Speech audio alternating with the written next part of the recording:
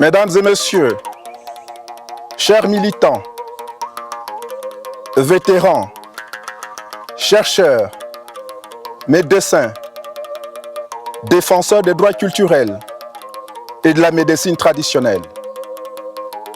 De façon cyclique, je me tiens virtuellement devant vous aujourd'hui, comme j'ai déjà été invité à le faire devant la commission d'éradication de l'addiction aux opiacés du Kentucky le 13 septembre 2023.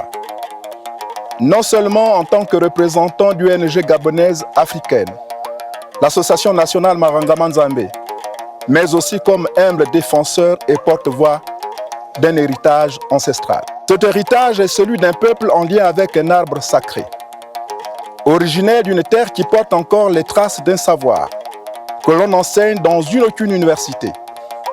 Ce savoir, c'est celui de l'Iboga, emblématique source organique de la connaissance de soi et de l'univers tout entier. L'Iboga n'est pas une simple formule chimique, c'est une entité vivante, l'esprit d'une mémoire conservée et honorée. C'est la racine d'une plante maîtresse, phare de l'âme gabonaise dans laquelle elle puise l'essentiel de son patrimoine culturel, naturel, le plus précieux et donc le plus convoité. Depuis des siècles, nos ancêtres, les peuples de la région du Gabon, dialoguent avec cette plante dans le cadre de plusieurs rites initiatiques, dont le principal est le Goté Misoko.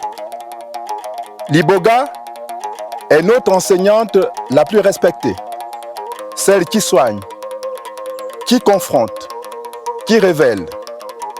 Elle est à la fois thérapie, divination, réconciliation. Elle soigne le corps, l'âme et la mémoire. Elle est une réponse au traumatisme, aux attitudes autodestructrices, à la perte de sens et à la désocialisation, bien avant que ces mots ne deviennent des diagnostics modernes, observés d'abord sur des rats ou des chiens en Europe, sinon sur des cobayes issus de notre communauté afrodescendante aux USA. Nous connaissons notre histoire tout comme nous suivons attentivement celle de l'Iboga. Depuis son appropriation par l'Occident omniscient et omnipotent, depuis maintenant 2 siècles. Alors que le monde scientifique redécouvre et reconnaît finalement une partie du potentiel thérapeutique de l'Iboga, notamment afin de traiter les troubles post-traumatiques et des addictions, les racines de cette plante et de cette sagesse sont dramatiquement en train de se dessécher chez nous. Cela se passe devant nos yeux, en pleine forêt équatoriale gabonaise, au cœur du 2e poumon de la planète, là même où les racines de l'humanité consciente ont émergé, aux côtés de nos aînés des peuples dits pygmées. Oui, mesdames et messieurs, pendant que les laboratoires occidentaux expérimentent, extraient, synthétisent, brevettent les produits issus à l'origine de l'Iboga, les communautés traditionnelles au Gabon sont dépossédées, une fois de plus, une fois de trop. L'Iboga est surexploité, pillé, exporté illégalement, vendu sur Internet et livré à domicile dans le monde entier, sans la moindre précaution élémentaire. En parallèle, du fait de l'aliénation culturelle, initiée par nos colonisateurs, nous peinons à freiner l'exode rural et nos villages se vident. Quel paradoxe lorsque l'on constate que ce qui est fait de notre patrimoine outre-Atlantique. C'est ce qui est communément qualifié de biopiraterie et d'appropriation culturelle, sinon de spoliation intellectuelle. Ces mots s'installent et prennent de l'ampleur. À nos yeux, c'est aussi violent qu'une guerre. Nous ne sommes pas contre la recherche. Nous ne sommes pas contre l'accès mondial à cette médecine. Nous sommes une communauté très tolérante et généreuse, respectueuse du but premier de l'Iboga qui est de soigner, au-delà des origines ethniques, raciale ou sociale. Mais nous sommes contre l'effacement et l'amnésie post-coloniale qui veut faire de l'Iboga et de ses potentiels une découverte américaine ou européenne, en ignorant les peuples qui l'ont sacralisé à la genèse de leur savoir. Notre peuple qui l'a rêvé, porté, chanté puis révélé au monde.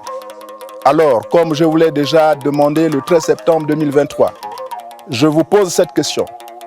Comment pouvons-nous imaginer un avenir pour l'Iboga et une partie isolée de son âme synthétisée que vous appeliez Ibogaïne, sans justice, sans reconnaissance, sans réciprocité? Je vous invite et vous appelle à une véritable coopération internationale fondée sur le protocole de Nagoya, dont notre pays fut le premier signataire en 2011, pour garantir un partage juste et équitable des bénéfices issus des ressources génétiques et des savoirs traditionnels associés.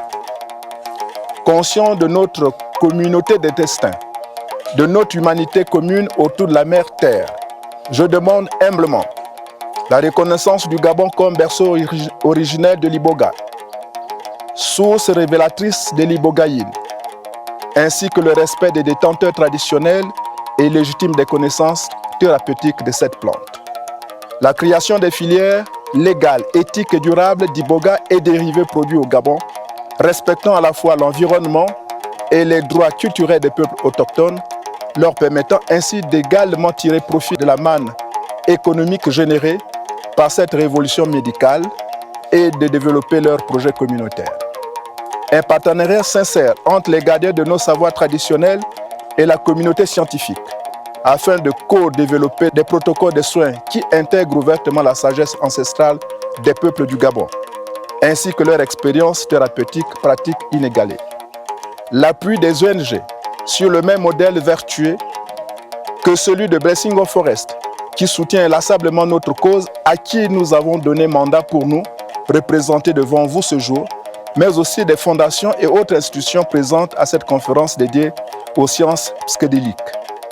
Nous appelons à votre soutien pour mettre en place des réserves naturelles communautaires d'Iboga, des cadres appropriés pour la perpétuation des enseignements initiatiques de la médecine traditionnelle, des espaces de dialogue nord-sud où la science ne domine pas la tradition, mais l'écoute. Mesdames et messieurs, en vos grades et qualités, vous cherchez à guérir les blessures de vos soldats, les affres de l'hyperconsommation déraisonnée, les maladies psychosomatiques de vos compatriotes. Nous cherchons à ne pas perdre notre âme. Nous refusons que l'Iboga subisse le même sort que les autres plantes sacrées issues du patrimoine culturel et naturel de nos frères amérindiens, également ici présents et à qui nous apportons notre soutien au sein du Fonds de conservation des médecines indigènes. Si l'Iboga doit sauver le monde doit sauver l'Iboga. Je vous remercie.